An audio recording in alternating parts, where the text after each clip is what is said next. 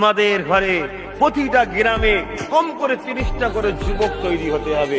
আমাদের লক্ষ্য থাকবে আমার গ্রামে মোস্তফার দ্বীনের প্রচার প্রসার, মোস্তফার দ্বীনের হয়ে সংগ্রাম, মোস্তফার দ্বীনের যারা বিরোধী করবে তাদেরকে গায়ের জোরে নয়, মোস্তফা সুন্নাত দ্বারা তাদেরকে আমরা পরাজিত করব। জোরে বলুন সুবহানাল্লাহ। কেন মোস্তফা সুন্নাত যদি আবু জেহেলের মতো সন্ত্রাসকে মিটাতে পারে, উদ্ভার মতো সন্ত্রাসকে ফিউজ করে দিতে পারে, মুস্তাফার আখলাক চরিত্র সুন্নাত যদি পারে, কেন আমরা আবু জেহেল উদ্বা সাইবার চেলাগুলোকে ফিউজ করতে পারবো না? আমাদের সবথেকে উত্তম হাতিয়ার হলো উসওয়াতুন হাসানা, উত্তম আখলাককে আমাদেরকে ফলো করা। আল্লাহর কোরআন যা সম্বন্ধে সার্টিফিকেট দিচ্ছে, ইন্নাকা লাআলা খুলুকিল আযীম, সবথেকে উত্তম চরিত্র আলা হলো মুহাম্মদ রাসূল।